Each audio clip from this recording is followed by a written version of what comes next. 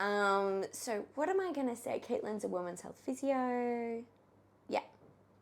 Cool. Cool. Amazing. Hello, Caitlin. Thank you so much for joining us on the podcast. Thank you for having me. My absolute pleasure. So Caitlin is a women's health physio, and you essentially help mamas prepare their pelvic floors for their birth experience, whichever birth experience they desire.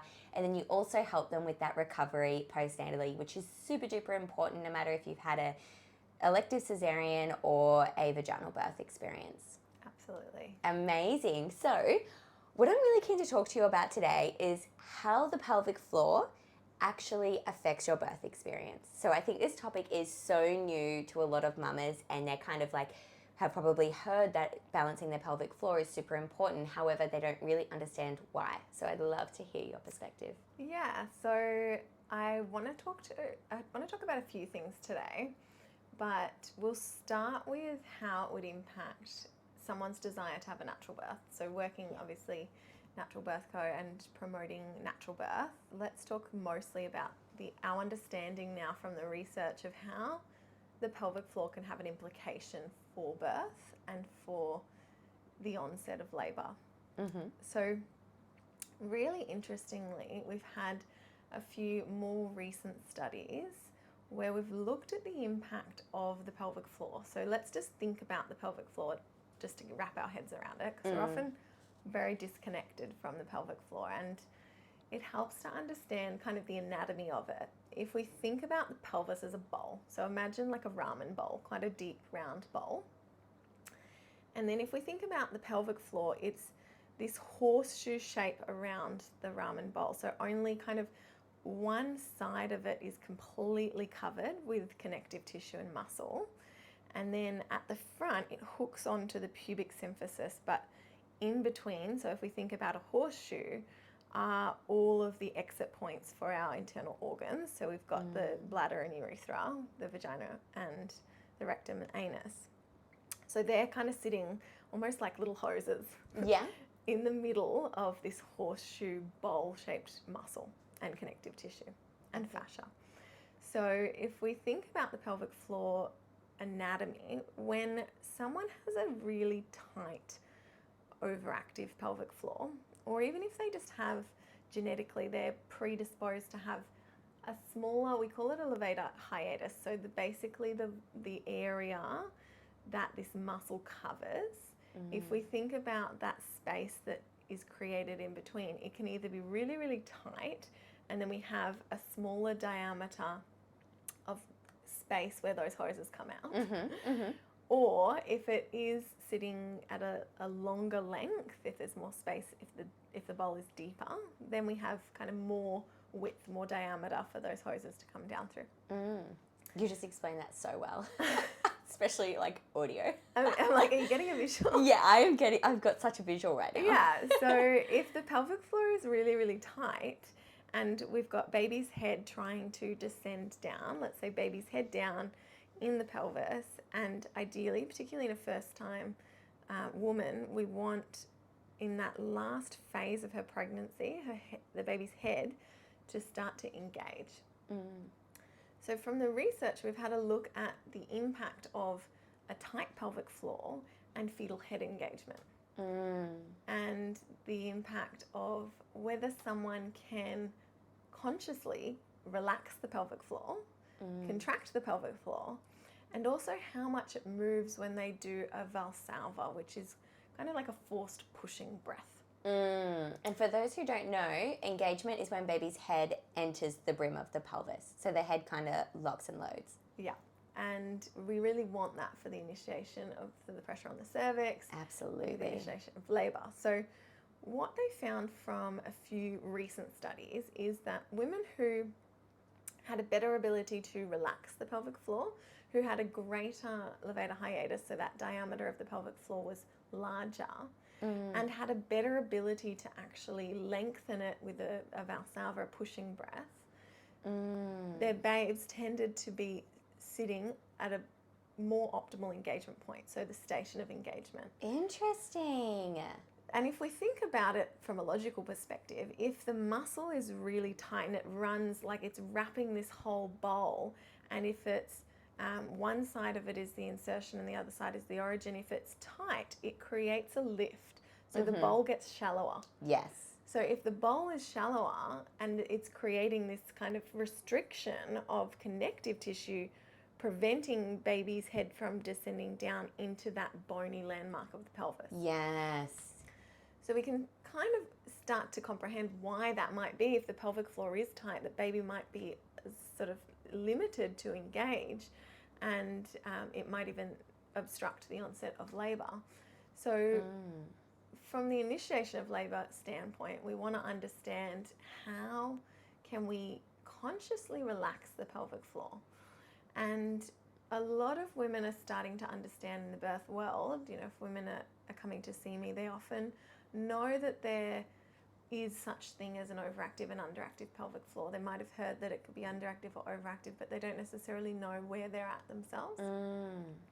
So the pelvic floor, for some women, particularly if they have a background of endometriosis, sexual trauma, recurrent pain with periods, even a physical trauma like an injury or a tailbone fracture, something that's caused those muscles to tighten up, then they are more likely to have an overactive pelvic floor. Women after a cesarean section, I find a lot of the time the pelvic floor actually does tighten up. It becomes more overactive, and it's because when they do the stitching of the cesarean section, they're pulling that pelvic floor fascia up. So if you think about a pair of undies, if you pull up a pair of undies at the front, it does create a little lift, so it kind of shortens that bowl. Wow. Yeah, so if we're thinking about the pelvic floor being in this state of overactivity or underactivity, and underactivity will make more of a difference for recovery, but when it comes to birth, we want an optimal pelvic floor. We want to have an understanding of how to contract it and how to contract it in a coordinated fashion, how to contract it quickly if we cough or sneeze, how to contract 100% if we lift something heavy, how to maintain a baseline contraction if we're going for a run. So we want function of the pelvic floor, but we also want awareness of how to feel it relax, and we want to know if we're in a place that's kind of always holding tension in those muscles. And as I said, there can be a background of something that might have predisposed a woman to have an overactive pelvic floor, but also we know that that stress, anxiety, and fear can be held in the pelvic floor. So if we're constantly in a fight or flight response, the pelvic floor tends to tighten up. And if we're constantly breathing into our upper chest and not down into our respiratory diaphragm, then the pelvic floor is not lengthening optimally with the diaphragm, the respiratory diaphragm. Fascinating. A quick question I had about the levator hiatus. Yeah. Sorry, I The hole of the mispronounced. hiatus means hole. Yeah. Yeah. So the hole in the bowl. Yeah, perfect. So how do you know how big or small that is? Is that something women's health physios can feel? No. So all of these studies are looking at 3 and 4D ultrasound. Oh, is that something that you guys would know? No, so you wouldn't know when you're assessing a mum whether she's got a big or small levator hiatus. So what we can do is we can look at the length of the genital hiatus from the outside. So the length from, if we think about the first hose being the exit point being the urethra, so we can see where the urethra is, and then we can measure to the vaginal hose, the perineum, or past the vaginal hose to like the end of the anus. So often women's health physios will measure the genital hiatus plus the perineal body. And because if we're thinking about the hole where those hoses are coming out, that's going to be a good indication of our levator hiatus from a 2D perspective. And then our ability to contract it, we should see, and you can see this very obviously visually, but also I can feel with an internal exam, is the contraction. So feeling those muscles shorten and then feeling the amount of lengthening that we're getting underneath my finger. So from an assessment perspective, we're looking at range of movement. So one way that I explain this is what I'm feeling for. If you think about a bicep muscle, so imagine if, for instance, you put your hand on my wrist, and then you were to ask me to contract my bicep muscle. What you'd feel is the full range of motion as I contract. So you'd feel my elbow bend, and you'd feel like quite a lot of movement there as I lift and as I lower. But if my bicep was constantly stuck halfway at 90 degrees and I did the same thing and you said, can you contract? You wouldn't feel much. You'd feel like there's something, but it's not much. So what I'm feeling for with an internal in preparation for birth is, what is a woman's ability to contract and shorten and experience that full range of length that the pelvic floor should be able to move through. Because if the pelvic floor can't move through that full length to relax or to contract, then that's going to in turn lead to potential complications. Can I ask quickly? So contractions, being able to contract is really great for pregnancy, as you say, when you cough and sneeze and run and stuff like that.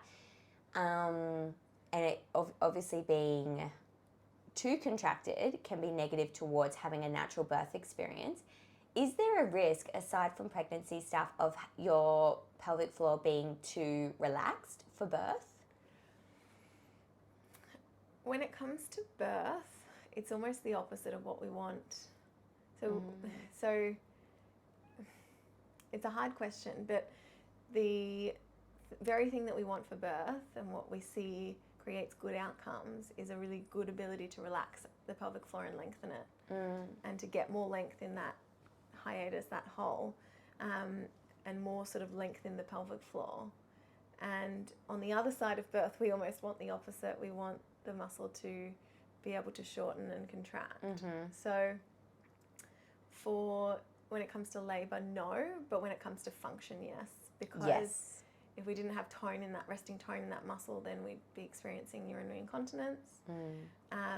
And we know that the muscle, like any other muscle in the body, it functions when it's at its best length-tension relationship. So even if the pelvic floor, say for postpartum, as I said, we want the pelvic floor, in a way we want it shortened and we want it to be able to contract to a really good capacity.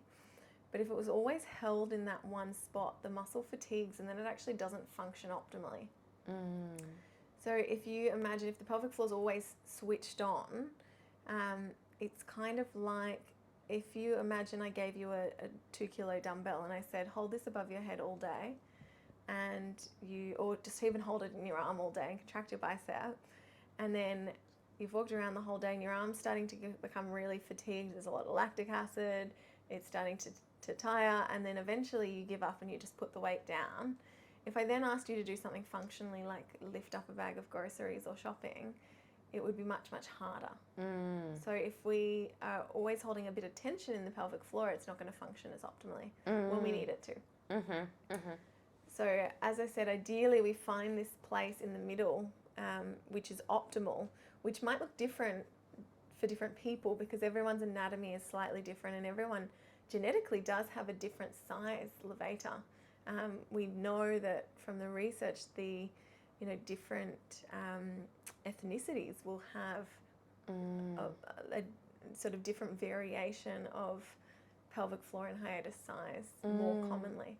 So when it comes to birth, what we're thinking about is the baby's head moving down and out through this canal, or this hose, that I use the example of a hose, but if we're thinking about the birth canal, we're wanting the pelvic floor to be able to relax and descend. So if the pelvic floor can relax properly, and also if the pelvic floor can stretch when we do this downward pushing breath, then hopefully baby will get into a more optimal position. And if we think about, there's obviously so many factors that are weighing in. So there's a lot of factors that are going to contribute to baby's position. And we can't always control if baby's head's too flexed or if baby's hand's up next to its head, but what we can control is having awareness of our pelvic floor.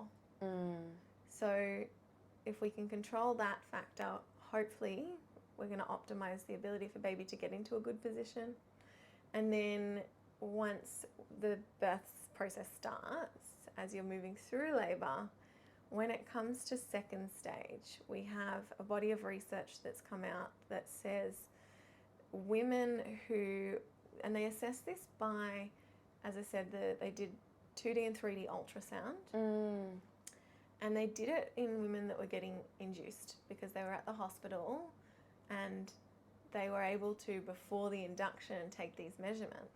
And then what they did is they looked at what outcomes did these women have in terms of the length of second stage of labour, so how long were they pushing for, and how many of them needed instrumental assistance or instrumental delivery. And these are all inductions? These were all inductions. Interesting. Okay, cool. In this particular study.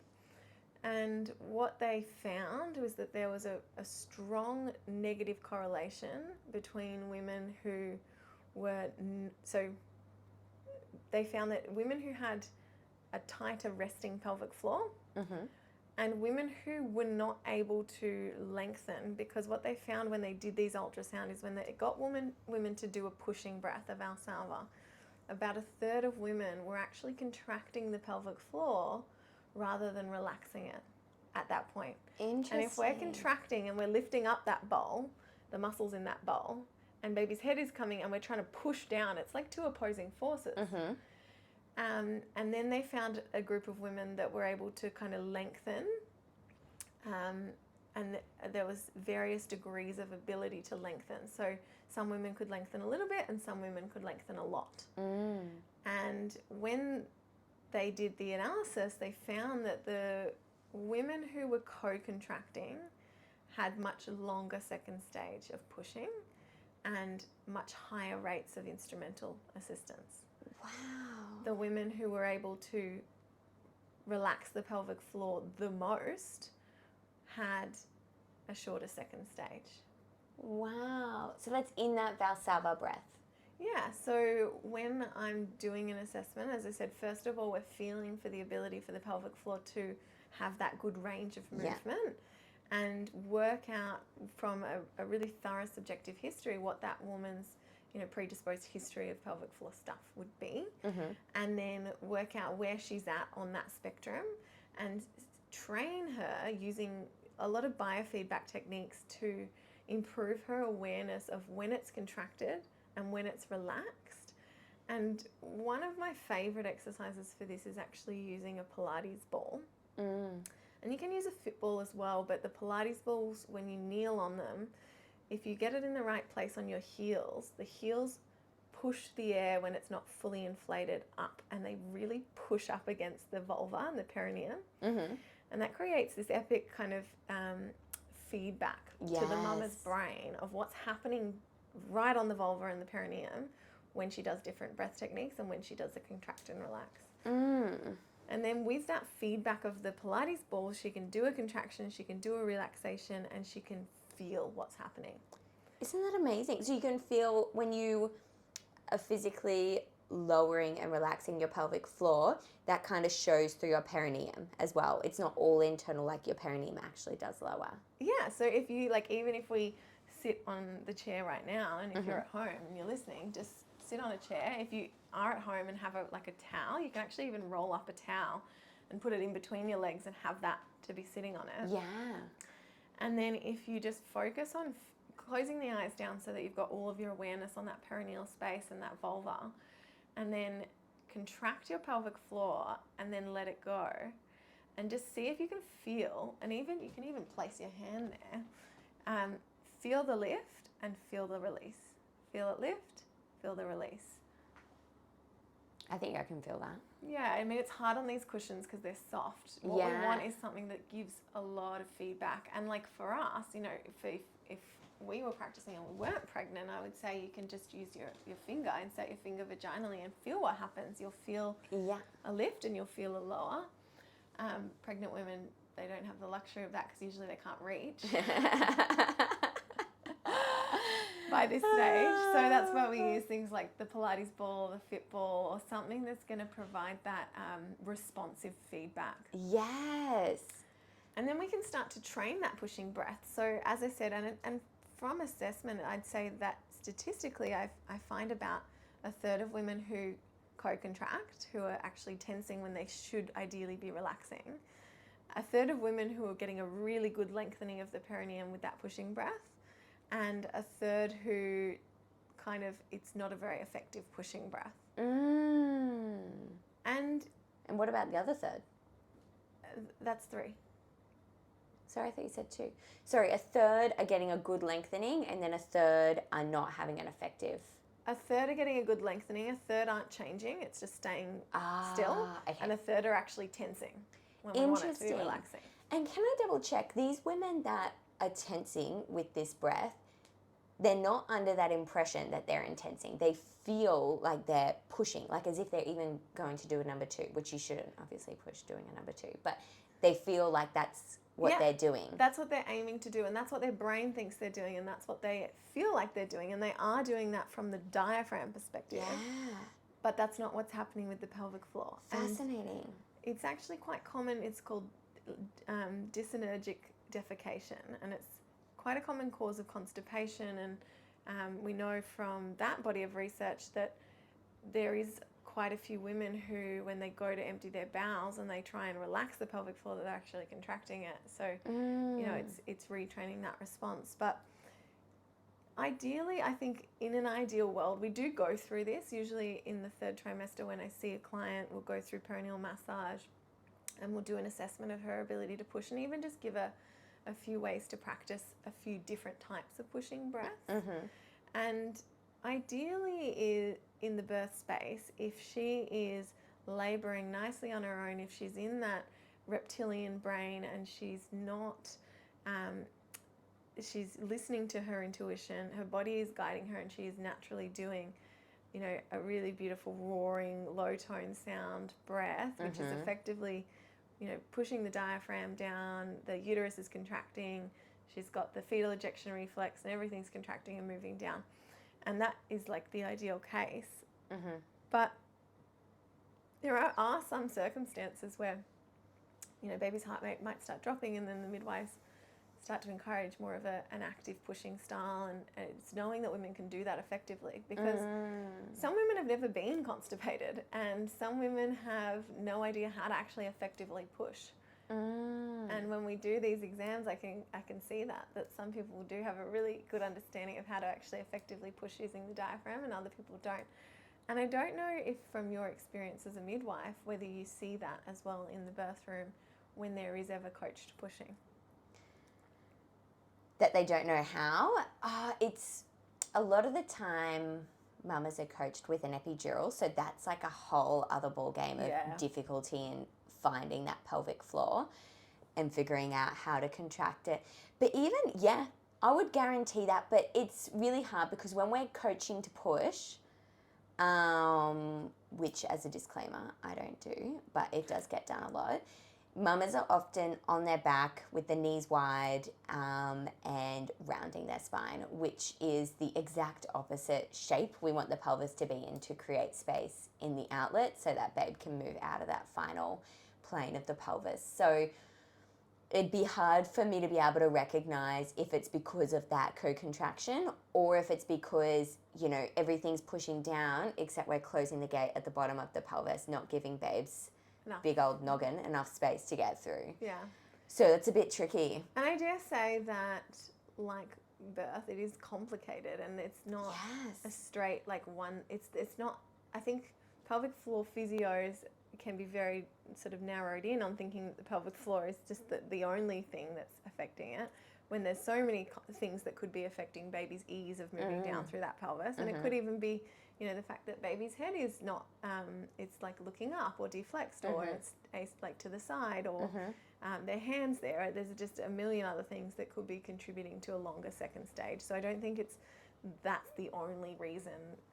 But what we know is that there is a correlation associated with a longer pushing phase and this ability not to be able to kind of effectively relax the pelvic floor and effectively use a pushing breath. So I don't think there's any harm in teaching women how to use a good kind of birth breath that is an open glottis breath, where we're encouraging that low tone sound and there is air coming out so that there's still plenty of oxygen getting to baby and we're not doing a breath hold. And then also just making sure that she can effectively do one with a breath hold in the instance that she is, being coached to push, or in the instance where she's had an epidural. Yes, absolutely, absolutely. Oh, I 100% back that, whether it be the reason for all long second stages, but it would definitely be a huge reason for a vast amount of the long second stages is that whole co-contraction. Well, you can imagine if we think about what's stopping baby's head moving down and out through the pelvis, as you said, there's the bony landmarks. So there's, ideally we want to create space between the ischial tuberosities, because if those bony landmarks are too close together and baby has a big head circumference, then that's a physical block. But also the other thing is the myofascial block of the pelvic floor. If the pelvic floor is not lengthening, not tightening, not lengthening, or even if it's tightening, and we're trying to fit a baby's head out through there, then it's kind of, you can imagine why it would sometimes slow down. Absolutely. Or even completely obstruct. Yeah, absolutely. Completely obstruct, like closing the gate. Yeah, absolutely. Yeah, whether it be bony or like ligamental, collective tissue muscle. Whatever it is. Yeah, exactly. Like, it's just amazing. As you say, there's so many moving parts, and we can do everything to prepare our pelvic floor, to know how to create space, to do everything you can to prepare for birth. And you can enter your birth knowing, okay, I'm confident, I'm excited, I've done absolutely everything I can to prepare. I surrender all control to everything else that happens, and I accept what is. And we can't control what the baby does. No, absolutely. And some things, like, there's bits and pieces that we do know for sure, and we do the best with the research that we have, but there's so much about birth that we don't know. And we're just having to do the best with what we've got. I am intrigued, let me know if you don't want to talk about it. How can we predict risk factors to whether you're going to be able to birth vaginally?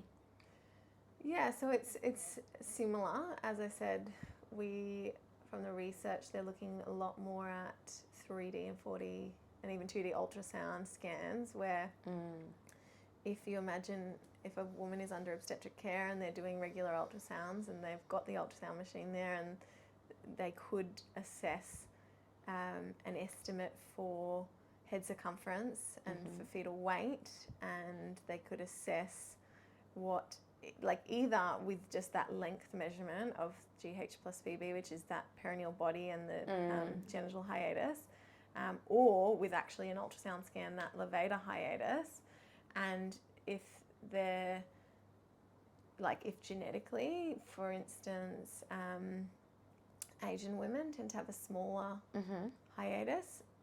So if an Asian woman was to have a really a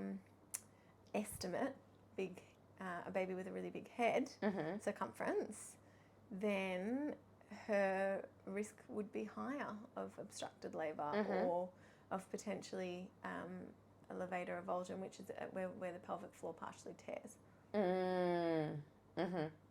Absolutely. But unfortunately, we still are not accurate at predicting the fetal weight or fetal circumference. So when we're doing that and an analysis of that compared to the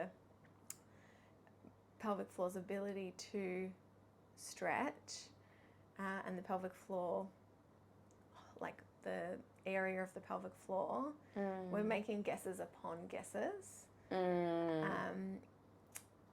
So we can still provide women with that information and say, this is what we know so far from the research, and then let them make a decision. Absolutely. Absolutely. Because I was thinking about it after our conversation the other day.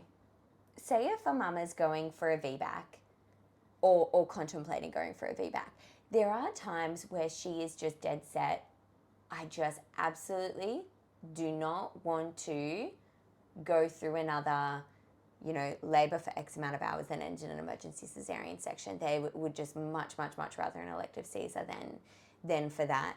And I was kind of thinking, in those circumstances, doing, potentially that test and seeing a women's health physio to get their opinion on their risk or not may be quite beneficial, because really even a 50% risk, they're kind of like, I'm not willing to take that risk, and then that's okay. What was that test called again that you mentioned? Which one? The one where you test the risk of having to have a cesarean section, and they considered a bunch of things, and you showed me on your laptop. That's a risk factor for pelvic floor dysfunction or prolapse. Yeah, it's called Your Choice. Your Choice, that's birth right. preferences. Yeah, birth choices. Yeah, so that looks at family history. It looks at the estimated fetal weight, head circumference, current like pregnancy symptoms of pelvic floor dysfunction. I think in the case of a VBAC, it could be worthwhile discussing with the pelvic floor to work out, was the point where there was failure to progress during the dilation phase, or was it during the pushing phase, or like when in labour did the cesarean occur, and is there any potential that the pelvic floor was an impact? Absolutely agreed. Absolutely agreed. I think that's interesting. And then there's some mamas that go for a VBAC and they're kind of like, I just really want to give it my best shot, and they're not like, they didn't even consider not going for a VBAC. And I do think in those circumstances, and definitely a first-time mama or someone who has vaginally birthed before, I kind of don't feel, in my opinion, that it should necessarily be told to them or discussed, by the way, you've got a low risk for being able to vaginally birth, like completely out of the blue when the mum's not phased about it. Yeah, I don't think so. Interesting. Did you have anything you wanted to add? I just think, like, in general, at some stage in the life of a woman, it's helpful to see a pelvic floor physio to know where you're at, and just to a bit more deeply understand this muscle, to understand the impact of it with our breath and our respiratory diaphragm, and also the impact of like how to have a healthy pelvic floor. We look so much in sort of the fitness and wellness industry at our diet, we look at our gym routine or whether we're exercising, but for women, hormonal health and pelvic health is an important part of the picture that can impact our ability to, empty our bowels regularly. It can impact our sex lives. It can impact even, urinary incontinence, all of these things. And so we want to know, how as women can we keep our pelvic floor healthy long term? Absolutely. Yeah. Absolutely agreed.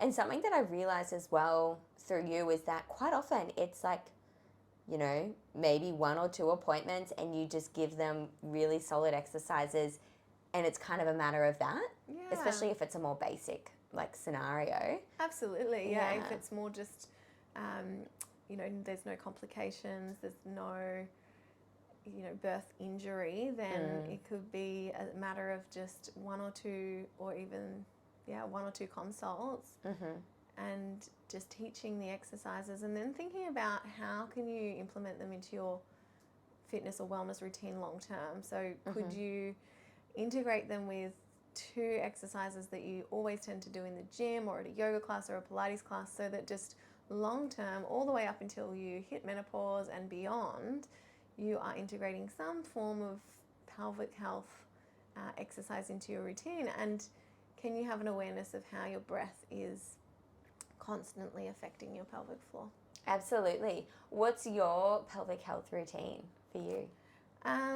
So the exercises that I like to integrate it with is like a bicep curl, doing what I call a pelvic floor elevator, so contracting on the elevation phase and then fully relaxing on the kind of lowering phase of the bicep curl. Yeah. So if I'm ever doing bicep curls in Pilates or gym, then I often integrate that exercise. Yeah. Bridges is when I like to do pelvic floor holds. So like if I'm doing a bridge in yoga or Pilates, then just engaging and holding in that position. And then, like the quick ones, just doing them occasionally in the car.